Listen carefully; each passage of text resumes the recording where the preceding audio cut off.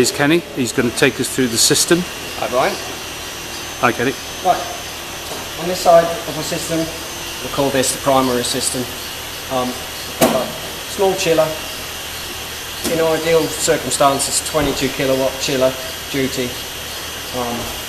We've rigged up our chiller with the data logging system that we use in the field. We'll come to that later on.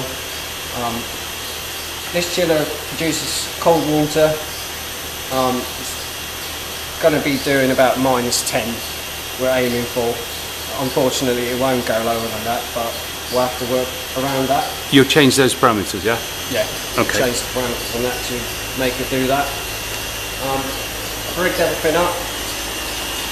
As you can see, the chiller is right here.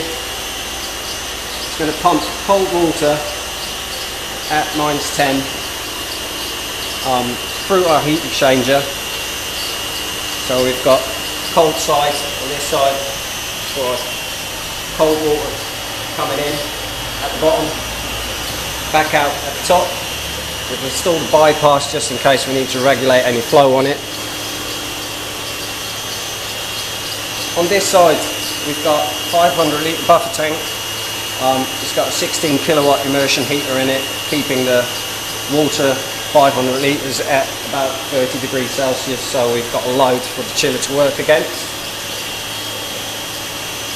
Water's pumped with a little pump down there from the tank through the secondary side of the heat exchanger, back out, back into the tank, so that's just recirculating hot water, putting a load into the chilled side. Pretty standard, what I'll do. Our data logging equipment. This piece of kit records our working pressures on the chiller, discharge pressures, suction pressures, so your high and your low side. We're measuring air on, air off degrees. We're measuring in and outlet between the inlet water and the outlet water, so we're looking for the right delta T's to set up the chiller and give the right duty. In combination with all the bits of we're getting off of their pressures, temperature relationships, we'll be able to calculate COPs. We'll see all the pressures. So we're doing our first test run with normal glycol, see what the COP is like, and then afterwards our bit of software will calculate all the incoming data from what we're taking over there, compare it against formulas that are pre-programmed in here.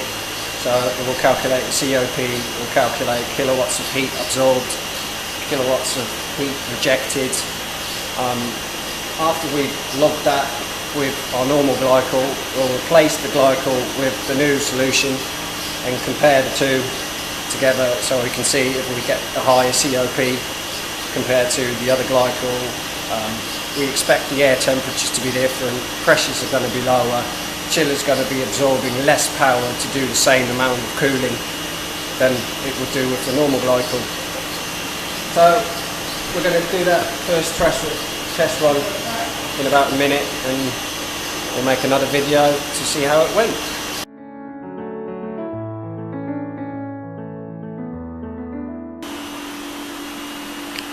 Okay, day 2 Aqua Cooling trials at 33.9% to get us down to -15.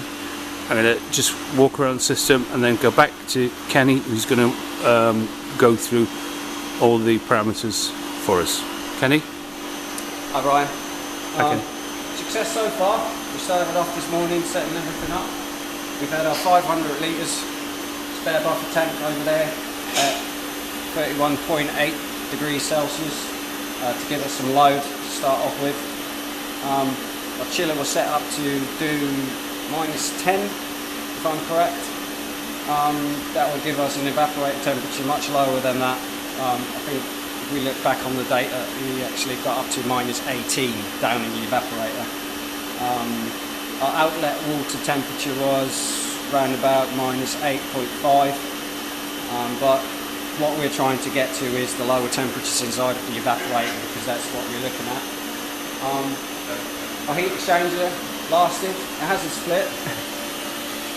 Luckily Brian was fair enough to lend us some glycol for the secondary side, which helped me out a lot. As you can see, everything's still frosted up. We're trying to defrost it at the moment, so we can swap over to our super liquid. We've had over an hour's data onto our laptop. All the figures look pretty promising. I bet we've got some good data there to compare to our next batch to go in about half an hour. Okay, that's I think a fair summary of what's happened so far, Kenny. We'll change it all out in a while and then we'll go over to the ALV solution.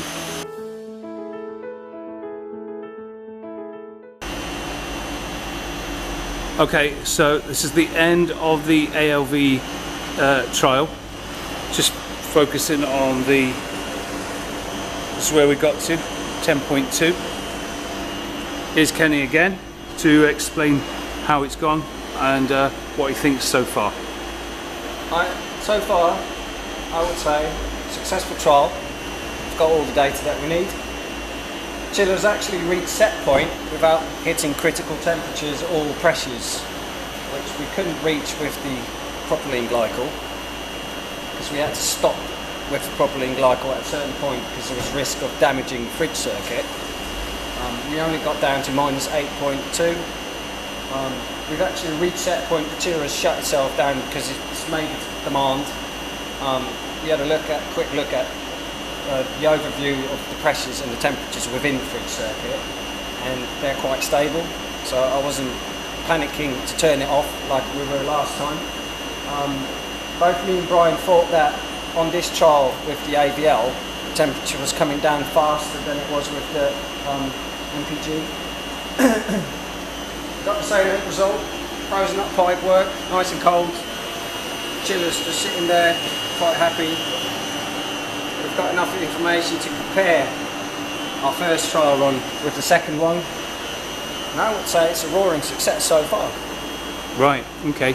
So next step is the interpretation of the data by the climate check, and then we'll be able to pull out some figures, you think, of actual costs and savings and efficiencies, etc. from the software. Comparison, yeah. Okay, brilliant. Thanks, Kenny.